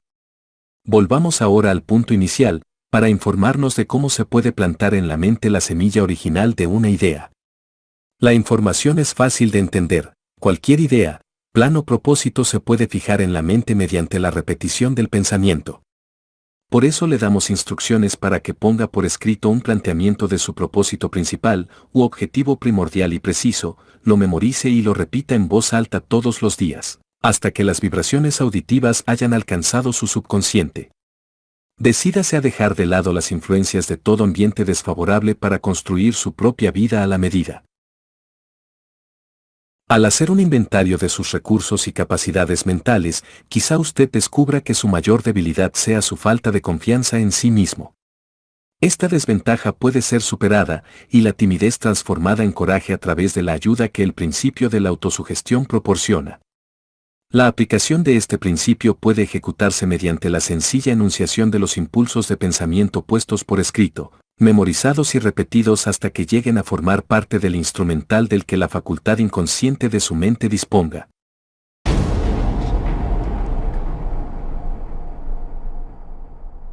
Fórmula para la confianza en uno mismo. Primero, sé que tengo la capacidad de alcanzar el objeto del propósito definido de mi vida, por lo tanto, exijo de mí mismo acción perseverante y continua hasta conseguirlo, y aquí y ahora prometo ejecutar tal acción. Segundo, me doy cuenta de que los pensamientos dominantes de mi mente se reproducirán con el paso del tiempo en actos externos y físicos para transformarse en una realidad física. Por lo tanto, concentraré mis pensamientos durante 30 minutos cada día en la tarea de pensar en la persona en que me propongo convertirme, creando de este modo una imagen mental clara. Tercero, Sé que, mediante el principio de la autosugestión, cualquier deseo que abrigue con perseverancia buscará expresarse a través de ciertos medios prácticos para obtener el objeto que haya tras él. Por lo tanto, dedicaré 10 minutos cada día a exigirme el desarrollo de la confianza en mí mismo. Cuarto, he escrito con claridad una descripción del objetivo primordial de mi vida, y nunca dejaré de esforzarme hasta que haya conseguido la suficiente confianza en mí mismo para alcanzarlo. Quinto, comprendo con claridad que no hay riqueza ni posición que pueda durar mucho tiempo, a menos que se haya formado sobre la lealtad y la justicia. Por lo tanto, no me comprometeré en ninguna transacción que no beneficie a todos a los que afecte. Tendré éxito atrayendo hacia mí las fuerzas que deseo emplear y la cooperación de otras personas. Induciré a otros a servirme, por obra de mi disposición de servir a otros. Eliminaré el desprecio, la envidia, los celos, el egoísmo y el cinismo y cultivaré el amor por toda la humanidad, porque sé que una actitud negativa hacia los demás nunca me dará el éxito. Haré que los demás crean en mí, porque yo creeré en ellos y en mí mismo. Firmaré esta fórmula con mi nombre, la memorizaré y la repetiré en voz alta una vez cada día, con la fe absoluta de que influirá gradualmente en mis pensamientos y mis actos para que yo me convierta en una persona que confía en sí misma y que goza del privilegio del éxito. Tras esta fórmula hay una ley de la naturaleza que ningún hombre ha sido todavía capaz de explicar. El nombre por el que dicha ley se conoce tiene poca importancia. Lo que importa de ella es que funciona para la gloria y el progreso de la especie humana si es usada de forma constructiva. Por otra parte, si se la usa destructivamente, destruirá con la misma facilidad. En esta afirmación podemos encontrar una verdad muy importante: quienes se hunden en la frustración y acaban su vida en la pobreza, la miseria y la angustia lo hacen a causa de la aplicación negativa del principio de la autosugestión. La causa se puede encontrar en el hecho de que todos los impulsos de pensamiento tienen tendencia a vestirse de su equivalente físico.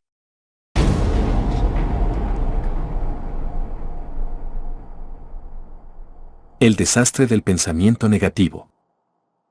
El subconsciente no distingue entre impulsos de pensamiento positivos o negativos. Trabaja con el material que le suministramos a través de nuestros impulsos de pensamiento. El subconsciente traducirá en algo real un pensamiento regido por el miedo con tanta facilidad como transformaría en realidad un pensamiento regido por el coraje o por la fe. Tal como la electricidad hace girar las ruedas de la industria y rinde servicios útiles si se la emplea correctamente, o acaba con la vida si se hace mal uso de ella, así, la ley de la autosugestión nos conducirá a la paz y la prosperidad o nos arrastrará hacia el valle de la miseria, el fracaso y la muerte, de acuerdo con el grado de comprensión y aplicación que tengamos de ella. Si uno se llena la cabeza de miedos, dudas y desconfianza en su capacidad para conectar y usar la fuerza de la inteligencia infinita, la ley de la autosugestión adoptará ese espíritu de desconfianza y lo usará como patrón mediante el cual el subconsciente lo traducirá en su equivalente físico. Así como el viento arrastra un barco hacia el este y otra hacia el oeste, usted será elevado o hundido por la ley de la autosugestión de acuerdo con la manera en que usted oriente las velas de su pensamiento. La ley de la autosugestión, que puede elevar a cualquier persona a niveles asombrosos de realización, queda bien descrita en los siguientes versos. Si piensas que estás vencido, lo estarás. Si piensas que no te atreves, no te atreverás. Si te gusta ganar, pero piensas que no puedes, es casi seguro, no ganarás. Si piensas que perderás, estás perdido, pues en el mundo encontramos que el éxito empieza en la voluntad del hombre. Todo está en el estado mental. Si piensas que eres inferior, lo eres. Tienes que pensar alto para ascender. Tienes que estar seguro de ti mismo antes de poder ganar. Las batallas de la vida no siempre favorecen al hombre más fuerte o al más rápido, pero tarde o temprano el hombre que gana es el hombre que piensa que sí puede. Observe las palabras que se han destacado, y captará el profundo significado que el poeta expresa.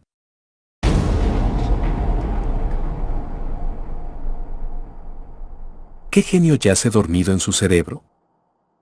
En algún rincón de su carácter está latente, dormida, la semilla de la realización que, si germinara y se pusiera en acción, lo elevaría a niveles que tal vez usted nunca soñó alcanzar. Así como un virtuoso puede arrancar las melodías más hermosas de las cuerdas de su violín, usted puede despertar al genio que yace dormido en su mente y hacer que lo conduzca hacia arriba, hacia cualquier objetivo que desee alcanzar.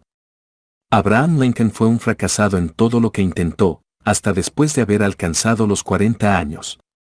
Fue un don nadie, de ninguna parte, hasta que una gran experiencia entró en su vida y despertó al genio dormido que había en su corazón y en su cerebro, para darle al mundo uno de sus hombres realmente grandes. Esa experiencia estaba combinada con las emociones de la aflicción y el amor. Le aconteció a través de Anne Rutledge, la única mujer a quien él amó realmente. Es sabido que la emoción del amor está ligada al estado de ánimo conocido como la fe, y esto se debe a que el amor se aproxima mucho a traducir los impulsos de pensamiento propios en su equivalente espiritual. Durante su labor de investigación, el autor ha descubierto, a partir del análisis de la vida y realizaciones de centenares de hombres de posiciones destacadas, que detrás de casi cada uno de ellos existía la influencia del amor de una mujer. Si quiere pruebas del poder de la fe, examine las realizaciones de los hombres y mujeres que se han valido de ella. El Nazareno encabeza la lista. La base de la cristiandad es la fe, no importa cuántas personas hayan pervertido o malinterpretado el significado de esta gran fuerza. La esencia de las enseñanzas y de las realizaciones de Cristo, que pueden haberse interpretado como milagros, son nada más y nada menos que fe. Si hay fenómenos milagrosos, se producen solo a través del estado mental conocido como la fe. Consideremos el poder de la fe, tal como nos la mostró un hombre bien conocido por toda la humanidad, el Mahatma Gandhi, de la India. En este hombre, el mundo tuvo uno de los ejemplos más sorprendentes de las posibilidades de la fe que conozca la humanidad. Gandhi ostentó más poder potencial que ningún otro de sus contemporáneos, y ello a pesar del hecho de que no contó con ninguna de las herramientas ortodoxas del poder, tales como dinero, barcos de guerra, soldados ni material bélico. Gandhi no tenía dinero, ni casa, ni siquiera ropas, pero tenía poder. ¿Cómo lo obtuvo? Lo creó a partir de su comprensión del principio de la fe y mediante su capacidad para trasplantar esa fe al espíritu de 200 millones de personas. Gandhi consiguió la sorprendente proeza de influir en 200 millones de mentes para formar un conglomerado humano que se moviese al unísono, como un solo hombre. ¿Qué otra fuerza de este mundo, aparte de la fe, puede lograr tanto?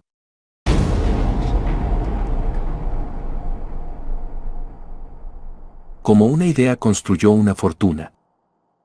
Debido a la necesidad de la fe y de la cooperación en el funcionamiento de los negocios y de la industria, será tan interesante como provechoso analizar un suceso que nos proporciona un excelente ejemplo para la comprensión del método por el cual los industriales y los hombres de negocios acumulan grandes fortunas al dar antes de intentar recibir. El suceso elegido para este ejemplo data de comienzos de siglo, cuando se estaba formando la United States Steel Corporation, Corporación del Acero de Estados Unidos. A medida que lea la historia, tenga presente esos hechos fundamentales, y comprenderá cómo las ideas se han convertido en fortunas inmensas. Si usted es de los que se han preguntado a menudo cómo se han acumulado las grandes fortunas, esta historia de la creación de la United States Steel Corporation le resultará esclarecedora. Si tiene alguna duda de que los hombres pueden pensar y hacerse ricos, esta historia disipará esa duda, porque usted podrá ver con claridad en la historia de la United States Steel Corporation la aplicación de una porción importante de los principios que se describen en este libro. El asombroso relato del poder de una idea ha sido escrito de forma espectacular por John Lowell, del New York World Telegram, y la transcribimos con su cortesía.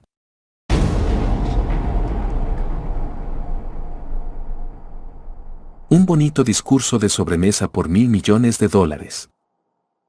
Aquella noche del 12 de diciembre de 1900, en la que unos 80 miembros de la sociedad financiera se reunieron en el salón de banquetes del University Club, en la Quinta Avenida, para hacer los honores a un hombre joven del oeste de Estados Unidos, ni media docena de los invitados supuso que estaban a punto de presenciar el episodio más importante de la historia de la industria estadounidense. J. Edward Simmons y Charles Stuart Smith, llenos de gratitud por la pródiga hospitalidad con que Charles M. Schwab les había regalado durante una reciente visita a Pittsburgh, Habían organizado la cena para presentar a aquel empresario del acero de 38 años a la Sociedad de Banqueros del Este de Estados Unidos. Pero no esperaban que magnetizara de tal modo la convención. De hecho, le advirtieron que los corazones que rellenaban las camisas de Nueva York no reaccionarían a la oratoria y que si no quería aburrir a los Stillman y los Harriman y los Vanderbilt, sería mejor que se limitara a 15 o 20 minutos de intrascendencias amables, pero nada más. Incluso John Pierpont Morgan, sentado a la derecha de Schwab, como indicaba su dignidad imperial, había previsto honrar la mesa con su presencia muy brevemente. Y en lo que se refería a la prensa y al público, todo el asunto presentaba tan poco interés que los periódicos del día siguiente ni lo mencionaron. De manera que los dos anfitriones y sus distinguidos invitados probaron los habituales 7 u 8 platos. Hubo poca conversación y, versara sobre lo que versase, fue parca y discreta. Aunque algunos de los banqueros y agentes de bolsa habían visto antes a Schwab, cuya carrera había florecido en los bancos de Monongahela, ninguno lo conocía bien. Pero, antes de que la velada acabara, ellos y Money Master Morgan quedarían admirados, y un bebé de $1,000 millones, la United States Steel Corporation, nacería allí. Quizás sea una lástima para la historia que no se haya hecho ninguna grabación del discurso de Charlie Schwab en aquella cena. Sin embargo, tal vez se tratara de un discurso, casero, con incorrecciones gramaticales, pues los perfeccionismos del lenguaje nunca le interesaron a Schwab, lleno de refranes y compaginado con ingenio. Pero, aparte de eso, obtuvo una fuerza y un efecto impresionante sobre los $5,000 millones de capital estimado que los comensales representaban. Cuando terminó, y la reunión vibraba todavía con sus palabras, aunque Schwab había hablado durante 90 minutos, Morgan condujo al orador a una ventana apartada donde, balanceando las piernas en un alto e incómodo asiento, hablaron durante 1 hora más. La magia de la personalidad de Schwab se había puesto en acción con toda su potencia, pero lo más importante y perdurable fue el programa detallado y explícito que presentó para el engrandecimiento del acero. Muchos otros hombres habían tratado de interesar a Morgan en montar juntos un trust del acero imitando los patrones de las empresas de galletas, cables y flejes, azúcar, goma, whisky, aceite o goma de mascar. John W. Gates, el apostador, lo había urgido a hacerlo, pero Morgan no había confiado en él. Los hermanos Moore, Bill y Jem, mayoristas de Chicago que habían fusionado una fosforera y una corporación de galletitas, habían tratado de convencerlo, fracasando en su intento. Albert H. Gary, el sacrosanto abogado del Estado, quiso atraerlo a su terreno, mas no llegó a ser lo bastante grande como para impresionarlo. Hasta que la elocuencia de Schwab elevó a J.P. Morgan a las alturas desde donde pudo visualizar los sólidos resultados del proyecto financiero más atrevido que se hubiera concebido nunca. La idea era considerada un delirante sueño de especuladores ingenuos. El magnetismo financiero que, hace una generación, empezó a atraer miles de compañías pequeñas y a veces ineficazmente dirigidas a combinaciones más grandes y competitivas, se ha vuelto operativo en el mundo del acero gracias a los artilugios de aquel jovial pirata de los negocios, John W. Gates. Este había formado ya la American Steel and Wire Company con una cadena de pequeñas empresas y junto con Morgan había creado la Federal Steel Company. Pero al lado del gigantesco trust vertical de Andrew Carnegie, dirigido por sus 53 accionistas, esas otras combinaciones resultaban insignificantes. Podían combinarse como mejor les pareciese, pero ni todas juntas harían mella en la organización de Carnegie, y Morgan lo sabía. El viejo escocés excéntrico también lo sabía. Desde las majestuosas alturas de Scebo Castle había visto, primero divertido y luego con resentimiento, los intentos de las pequeñas compañías de Morgan entremetiéndose en sus negocios. Cuando esos intentos se tornaron demasiado importantes, el mal genio de Carnegie se convirtió en ira y en deseos de venganza. Decidió duplicar cada fábrica suya por cada una que sus rivales poseyeran. Hasta entonces no había tenido interés en cables, tubos, flejes ni planchas. En cambio, se contentaba con venderle el acero en bruto a esas compañías y las dejaba que trabajaran en la especialización que quisieran. Ahora, con Schwab como jefe y lugarteniente capaz, planeaba arrinconar a sus enemigos contra la pared. Así fue como Morgan vio la solución a su problema de combinaciones en el discurso de Charles M. Schwab. Un trust sin Carnegie, el gigante, no sería ningún trust, sino un pastel de ciruelas sin ciruelas.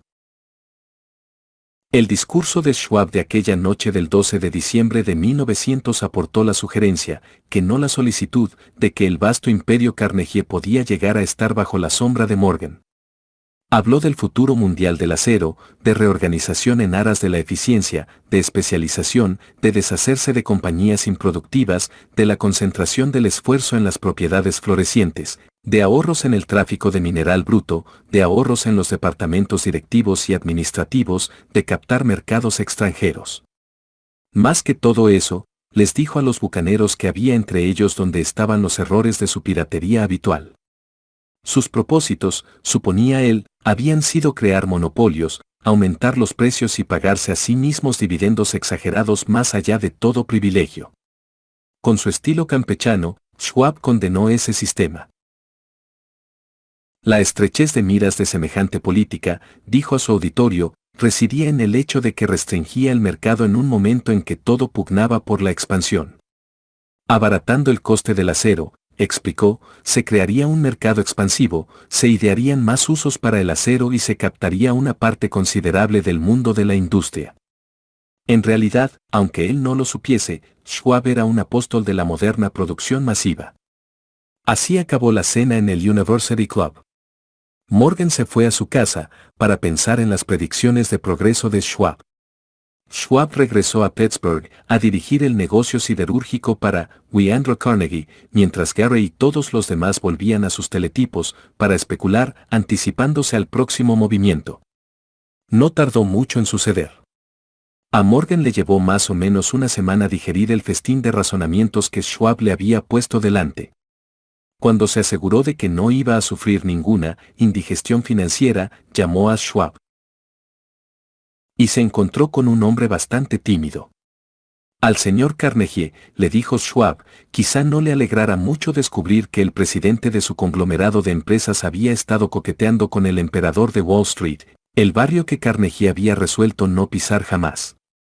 Entonces John W. Gates, que hacía de intermediario entre Morgan y Schwab, sugirió que si Schwab estuviera casualmente de paso por el Bellevue Hotel de Filadelfia, J. P. Morgan podía coincidir con él en el mismo sitio. Sin embargo, cuando Schwab llegó, Morgan se hallaba enfermo en su casa de Nueva York, y, presionado por la invitación del hombre mayor, Schwab viajó a Nueva York y se presentó ante la puerta de la biblioteca del financiero. En la actualidad, ciertos historiadores de la economía han expresado la sospecha de que esta historia, desde el principio al fin, fue planificada por Andrew Carnegie, que la cena en honor de Schwab, el célebre discurso, la reunión del domingo por la noche entre Schwab y el rey del dinero fueron sucesos que el sagaz escocés había preparado de antemano. La verdad es precisamente todo lo contrario. Cuando Schwab fue llamado a cerrar el trato, ni siquiera sabía si el jefecito, como llamaban a Andrew, prestaría atención a una oferta de vender, en particular a un grupo de hombres a quienes Andrew consideraba dotados de algo menos que la beatitud. Pero Schwab acudió a la reunión con 6 hojas escritas de su puño y letra, llenas de datos que, según él, representaban el valor físico y potencial de rendimiento de cada compañía metalúrgica que él consideraba una estrella esencial en el nuevo firmamento del metal. 4 hombres sopesaron esos esquemas durante toda la noche. El jefe, por supuesto, era Morgan, firme en su credo del derecho divino del dinero. Con él estaba su socio aristocrático, Robert Bacon, un erudito y un caballero. El tercero era John W. Gates, a quien Morgan tachaba de apostador y utilizaba como herramienta. El cuarto era Schwab, que sabía más sobre el proceso de elaborar y vender acero que cualquier grupo de hombres de su época. A lo largo de aquella conferencia, los esquemas del hombre de Pittsburgh no se cuestionaron nunca. Si él decía que una compañía valía tanto, así era, y punto. También insistió en incluir en la combinación solo las empresas que él tenía nominadas. Había concebido una corporación sin dobleces, donde ni siquiera quedaba lugar para satisfacer la codicia de amigos que deseaban descargar sus compañías sobre los anchos hombros de Morgan. Al amanecer, Morgan se puso de pie y se desperezó. Solo quedaba una pregunta pendiente. ¿Cree que puede persuadir a Andrew Carnegie de vender? Preguntó. Puedo intentarlo, repuso Schwab.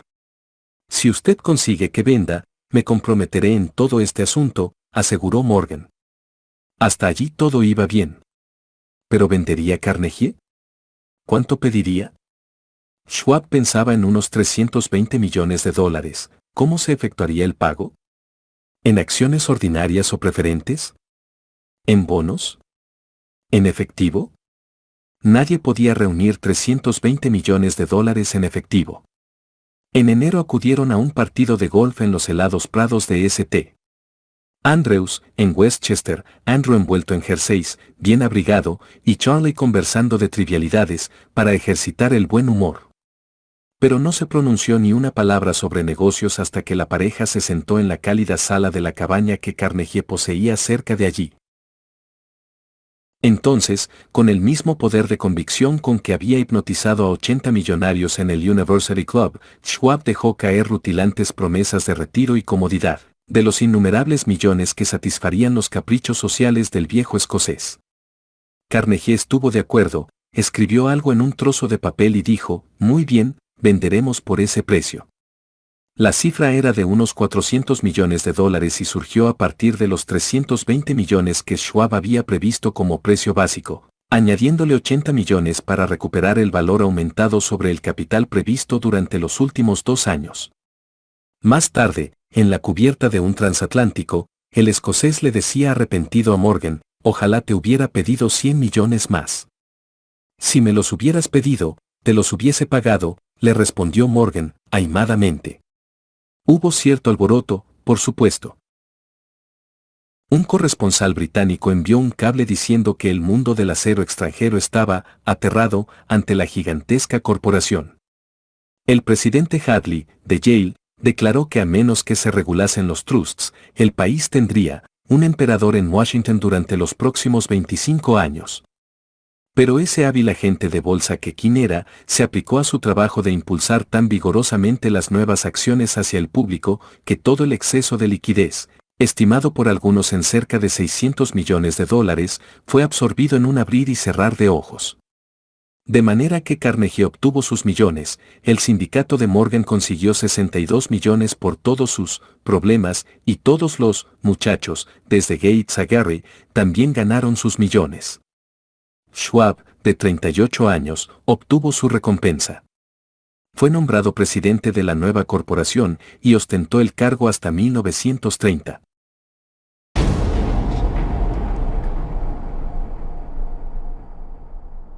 La riqueza empieza con el pensamiento. La impresionante historia del gran negocio que usted acaba de leer es un ejemplo perfecto del método por el cual el deseo puede transmutarse en su equivalente físico. Esa gigantesca organización se creó en la imaginación de un hombre. El plan por el que le proporcionaban a la organización hornos de acero que aportaban su estabilidad financiera se creó en la mente de la misma persona. Su fe, su deseo, su imaginación, su perseverancia fueron los verdaderos ingredientes esenciales que conformaron la United States Steel Corporation. Los hornos y los equipos mecánicos adquiridos por la empresa, después de haber surgido a la existencia legal, fueron incidentales, pero un análisis cuidadoso revelará el hecho de que el valor aumentado de las propiedades adquiridas por la corporación se incrementó en unos 600 millones de dólares, por la mera transacción que los consolidaba bajo una misma gerencia. En otras palabras, la idea de Charles M.